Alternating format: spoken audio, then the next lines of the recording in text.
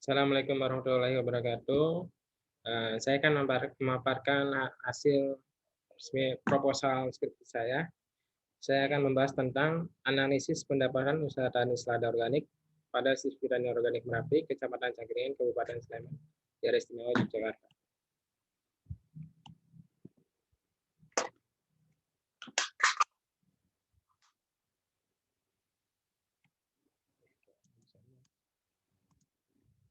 Nah, ini ada outline presentasi. Yang pertama ada latar belakang, ada rumusan masalah, ada tinjauan pustaka, ada penelitian terdahulu, ada kerangka pemikiran, kemudian ditutup dengan metodologi penelitian. Apa sih yang melatar belakangi penelitian ini? Pertama adalah pola hidup sehat. Masyarakat mulai sadar akan pentingnya mengkonsumsi bahan-bahan pangan yang bebas kimia dan bahan-bahan pangan yang bebas kimia dan tidak berbahaya bagi kesehatan. Masyarakat semakin selektif mencari dan memilih bahan-bahan pangan yang tidak berbahaya bagi kesehatan tubuh. Kemudian efek dari semakin banyaknya masyarakat mencari pangan yang sehat, maka itu meningkatkan permintaan dari sayuran organik itu sendiri, terutama. Selama pandemi COVID-19 ini, sayuran organik menjadi komoditas yang banyak dicari di masyarakat, sehingga permintaan pasar akan sayuran organik semakin meningkat 3 kali lipat dibandingkan sebelum pandemi. Kondisi tersebut menuntut produsen sayuran organik untuk meningkatkan produksi sayuran organiknya. Nah,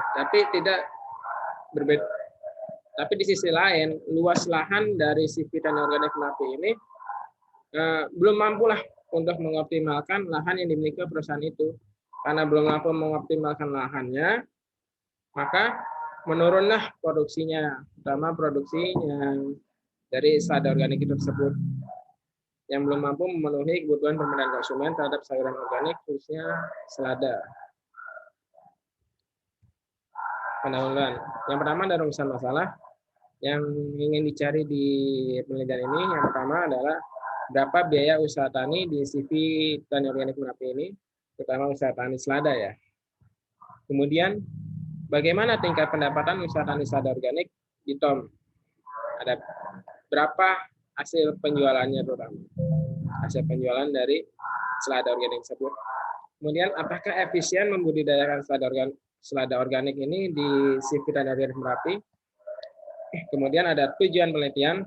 Yang pertama adalah menganalisis biaya usaha tani selada organik di Tani Organik Merapi. Kemudian mengetahui tingkat pendapatan usaha tani selada organik di Tani Organik Merapi. Kemudian menganalisis tingkat efisiensi selada organik di Tani Organik Merapi. Kemudian ada ruang lingkup penelitian. Yang pertama, komoditi yang dikaji ini lebih spesifik ke selada yang ditanam oleh Siswi Tani Organik Merapi itu sendiri, yang memiliki permintaan yang tinggi, tapi produksi yang tidak selalu memenuhi permintaan dibandingkan jenis sayuran organik yang lainnya. Paling tinggi itu selada organik. Kemudian ada lingkup kajian masalah yang diteliti adalah mengenai analisis pendapatan, terutama pendapatan selada organik di Siswi Tani Organik Merapi itu sendiri. Kemudian yang akan dibahas di tinjauan pustaka ada pertanian organik. Pertanian organik merupakan hukum pengembalian atau laws of return, yang berarti suatu sistem yang berusaha untuk mengembalikan semua jenis bahan organik ke dalam tanah, baik dalam bentuk residu, limbah pertanaman, maupun ternak yang selanjutnya bertujuan memberikan makanan pada tanaman. Kemudian ada produksi. Produksi adalah suatu proses di mana barang dan jasa yang disebut input diubah menjadi barang dan jasa lain yang disebut output. Dasarnya seperti itu.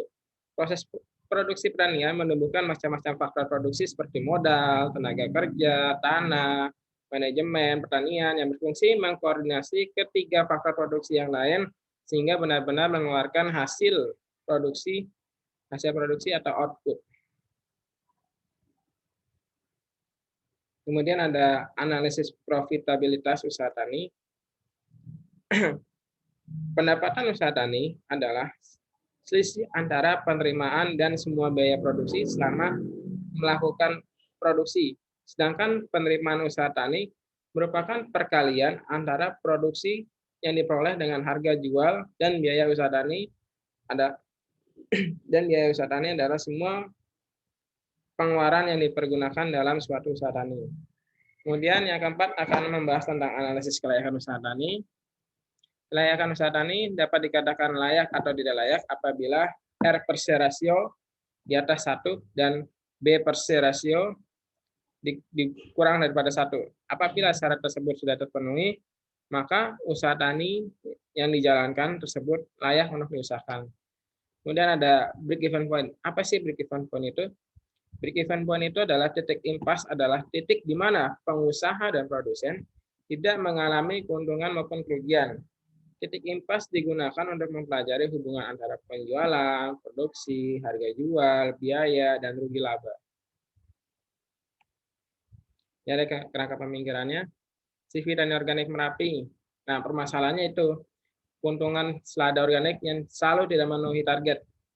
Kemudian dianalisis melalui kita cari dulu biaya usahanya. Yang pertama kita menghitung total cost, total biaya untuk mengusahakan usaha tani tersebut. Kemudian ada menghitung total revenue, total pendapatan dari penjualan hasil usaha tani. Kemudian ada biaya penyusutan alat yang dikeluarkan dalam suatu usaha tani selada organik. Kemudian setelah kita tahu biaya tanam biaya usahanya, kita analisis usaha taninya.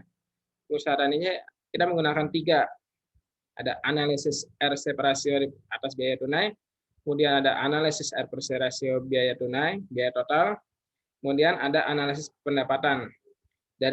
Nah, setelah dianalisis itu, barulah kita akan mengetahui layak atau tidaknya mengusahakan usaha tani selada organik di CV Tani Organik Merapi itu.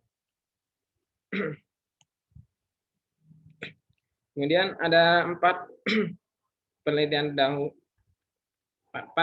terdahulu. Yang pertama adalah analisis usaha tani sayuran organik yang diteliti oleh Aditya Permana. Persamaannya, penelitian ini sama-sama menggunakan metode analisis pendapatan, analisis penerimaan, dan analisis R per C rasio. Perbedaannya, kalau penelitian analisis usaha tani sayuran organik yang diteliti oleh Aditya Permana ini, dia lebih ke tempatnya di suatu kelompok tani. Sedangkan penelitian akan saya diteliti ini lebih ke mencari tahu tentang usaha tani di suatu CV atau suatu perusahaan. Kemudian ada analisis pendapatan Seraiwangi di Kebun Percobaan Manoko, Lembang, Bandung. Punya analisis penelitiannya adalah Bapak Dede Abzako. Nah, persamaannya penelitian ini sama-sama di suatu perusahaan dengan menggunakan analisis yang sama, yaitu analisis pendapatan, analisis RC rasio, dan break even point. Akan tetapi penelitian yang sebelumnya yang diteliti oleh Dede Abzako ini menggunakan analisis payback periode, sedangkan penelitian akan saya teliti ini tidak menggunakan analisis payback periode. Kemudian ada faktor-faktor yang mempengaruhi pendapatan usaha tani padi di Desa Kalimanggis, Kecamatan Manonjaya, Kabupaten Tasikmalaya, yang akan diteliti oleh Hari Purwanto. Persamaannya, penelitian ini sama-sama menggunakan metode analisis pendapatan dan analisis RC rasio. Tapi objek penelitiannya yang dipilih berbeda.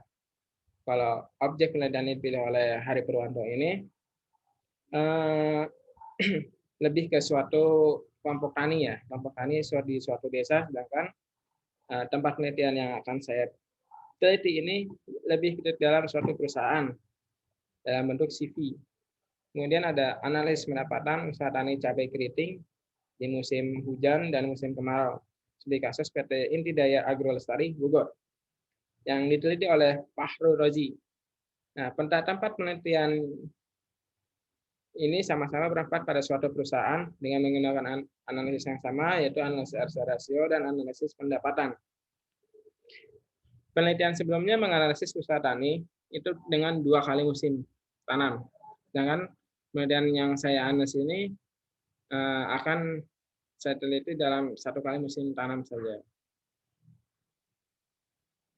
Nah, jenis penelitian yang akan diteliti adalah penelitian observasi yang memerlukan turun ke lapangan.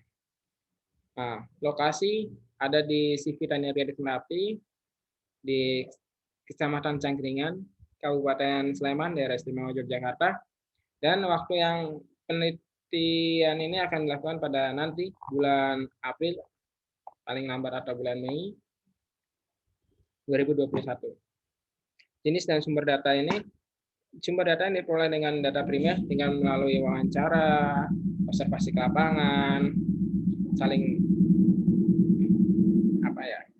menggali informasi pada nanti petani-petani di sana, dan juga lebih banyak ingin mengetahui nanti ke bagian produksinya. Kemudian data sekunder yang diperoleh dari buku, jurnal, referensi yang lain.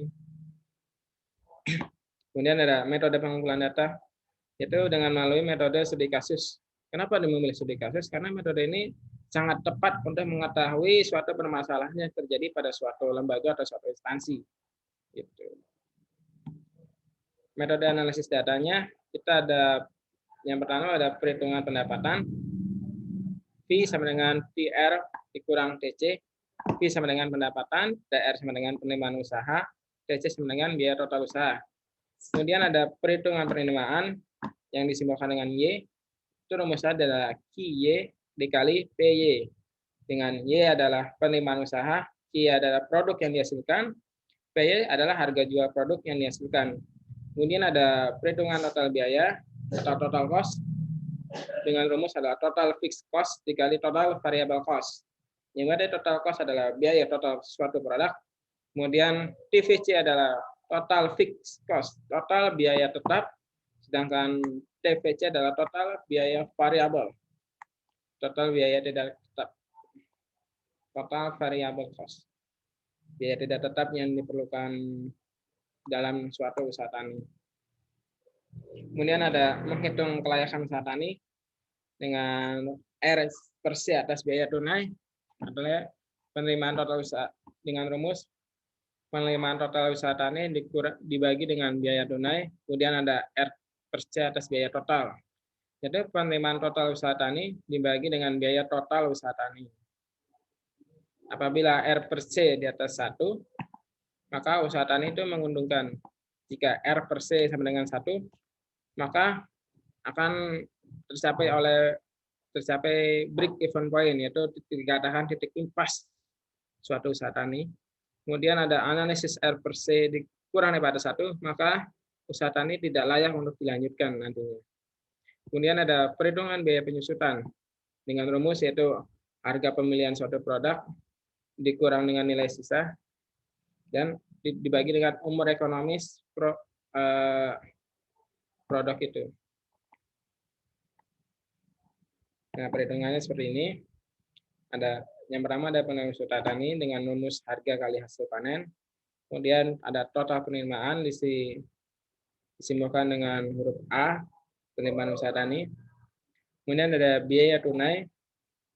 Biaya tunai itu meliputi dengan biaya sarana produksi, biaya tenaga kerja perusahaan, ada biaya manajemen, ada biaya pemeliharaan kebun, biaya listrik, biaya transportasi, mungkin biaya tentang pengemasan, dan lain-lain sebagainya yang berkaitan dengan usaha tani.